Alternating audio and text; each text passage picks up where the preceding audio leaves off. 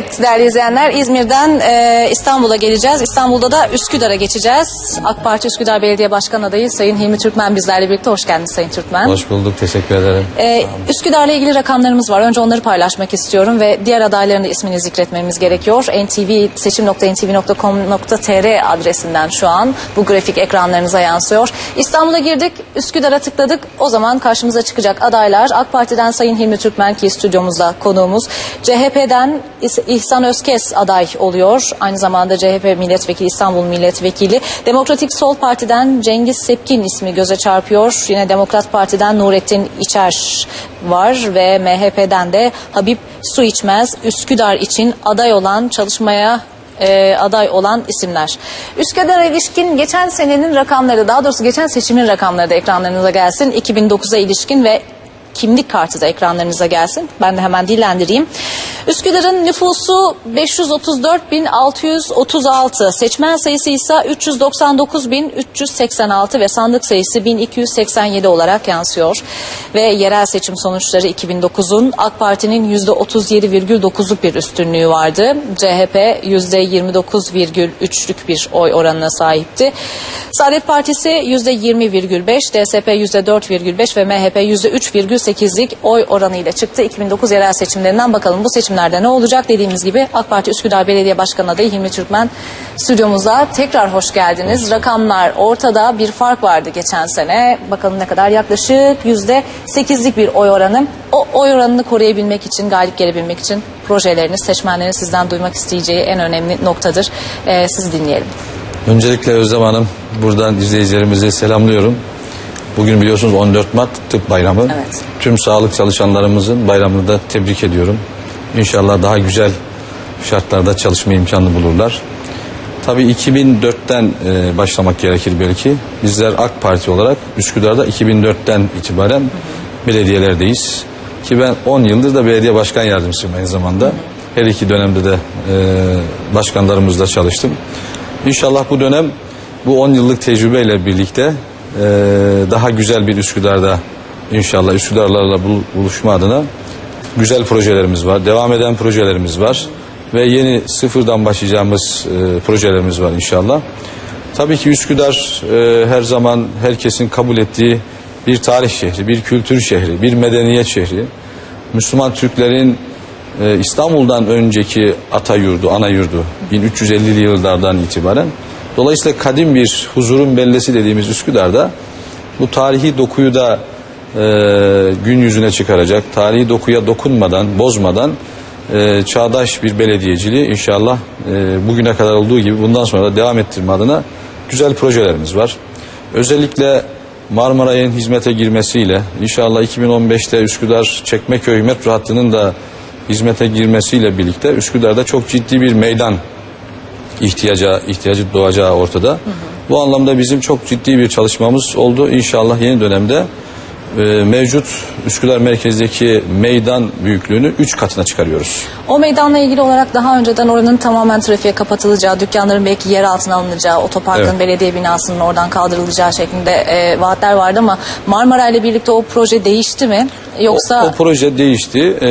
Marmara ve Üsküdar meydan düzenlemesi projesiydi o. Tabii Çekmeköy metro hattının da son durağı Üsküdar meydan olunca orada dükkanların aşağıya altı alınması gerçekleşmedi. Fiilen de mümkün değil. Ama bizim bahsettiğimiz şu andaki mevcut belediye hizmet binamızı Çavuşdere'ye taşıyoruz. Az daha yukarıya. Üsküdarlı hemşehrilerimiz bilir orayı. Tamamen belediyemizin olduğu, şu andaki mevcut binamızın olduğu yeri altı komple otopark yapıyoruz. 1500 araçlık bir otoparkımız olacak. Üstü komple bir meydan, yeşil alan olacak. Yine Üsküdar'ın tam ortasında bir katlı otopark var. Onu da kaldırıyoruz inşallah bu dönem. Orası da bir meydan olacak. Trafik kapanacak mı? Trafik kapanmayacak. Üsküdar meydana yine trafik devam edecek. Ama çok daha meydanlar, merkez genişlediğini düşündüğümüzde rahat bir ortam oluşmuş olacak. Bugüne göre çok daha huzurlu, rahat, insanların yayaların yürüyebileceği, araçların trafiğe takılmadan ilgili yerlere ulaşabileceği bir meydan inşallah. Önümüzdeki dönem tamamlanacaktır. Şu anda bu projemiz zaten başlamıştır.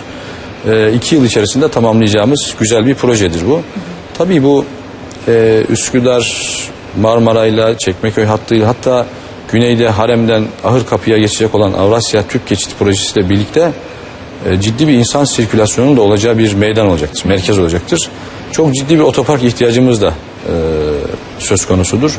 Hem şu anda yapmakta olduğumuz Çavuşdere'deki belediye binamızın, hizmet binamızın altında otoparkımız ki orada 2000 araçlık, 1500'de burada 3500 araçlık bir otoparktan inşallah bahsetmiş oluyoruz. Ve de bir kongre merkezi, spor salonu, toplantı salonu, nikah dairesinden oluşan komple bir dönüşüm projesidir bu. Çavuşdere dönüşüm projesi dediğimiz meydan projesiyle entegre halde inşallah gerçekleştireceğimiz bir projedir. Ve önümüzdeki 2 yıl içerisinde tamamlayacağımız güzel bir Üsküdar'ı yakalama adına çalışmamız olacaktır. Yaklaşık 3 dakikamız kaldı. Tüm ilçe belediye başkanlarına sorduğumuz soru kentsel dönüşüm neredeyse yapmayacak olan, öngörmeyen hiçbir belediye başkan adayımız olmadı. Kentsel dönüşümle ilgili olarak, imar problemiyle ilgili olarak, ilçenizle ilgili olarak neler söyleyeceksiniz? Kesinlikle bizim önümüzdeki dönem belki de en çok mesai harcayacağımız, en çok vatandaşlarımızı hem bilinçlendirme hem de kentsel dönüşümün getirdiği imkanlardan yararlanmaları anlamında onları teşvik edici çalışmalarımız olacaktır. Biz bu işlerle ilgili önümüzdeki dönem özellikle Üsküdar'ın Boğaz bölgesi öncelikli olmak üzere kentsel dönüşümde Üsküdar ciddi bir adım atmasını temin edeceğiz. Afet yasasıyla birlikte bir takım imkanlar da getirilmiştir. Bizim Üsküdar'ı da ilgilendirmektedir bu. Üsküdar tabii eski bir yerleşim yeridir. İstanbul'un en eski yerleşim yerlerinden birisidir. Dolayısıyla kentsel dönüşümde çok acele davranması gerekir. Çok yeni yerleşimler söz konusu değildir. Merkezde eski yerleşim, daha taşra mahallelerimizde ise çarpık ve kaçak yapılaşma ne yazık ki mevcuttur. İşte bu dönüşümle birlikte bunun da önüne geçmiş olacağız. Bizim bu işlerle ilgili şu anda projelerimiz hazır. Sayın Başbakanımız ve Çevre ve Şehircilik Bakanımızla birlikte de bu konuda Üsküdar'la ilgili özellikle Boğaz bölgesindeki dönüşümle ilgili belli bir noktaya gelmiş durumdayız. Seçimden sonra inşallah İlk adım atacağımız, ilk Üsküdar'daki hemşehrilerimizle birlikte kazmayı vuracağımız projemiz budur. Yerinde dönüşüm olacak. Dönüşümdür.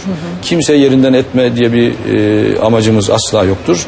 Ki Üsküdar İstanbul'un en güzel ilçelerinden birisidir. En çok oturmak için tercih edilen bir ilçedir.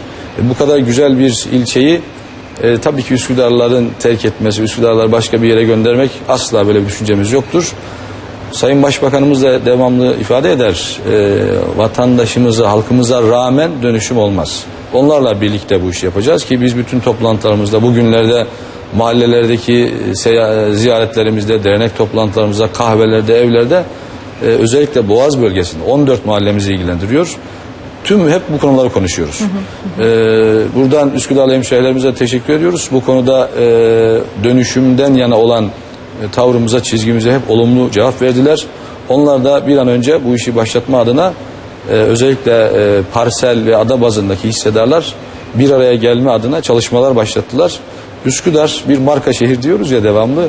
İnşallah yeni dönemde bu dönüşümde de marka olacak bir şehir haline gelecektir inşallah. Sayın Hilmi Türkmen çok teşekkür ediyorum. Sağ olunuz. Seçim Aktüel'de konuğumuz oldunuz. Biz teşekkür ederiz. Başarılar diliyoruz. Sağ olunuz.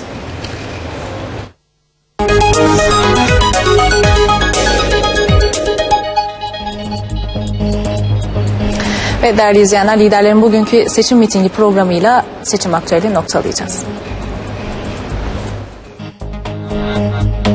Başbakan Recep Tayyip Erdoğan'ın bugün 2 mitingi var. Erdoğan saat 12.30'da Batman'da, 16'da Gaziantep'te partililere seslenecek. CHP lideri Kemal Kılıçdaroğlu saat 13.30'da Kocaeli'de ve saat 16'da Sakarya'da olacak. CHP'nin miting yerleri Gebze Cumhuriyet Meydanı ve Adapazarı Kent Meydanı.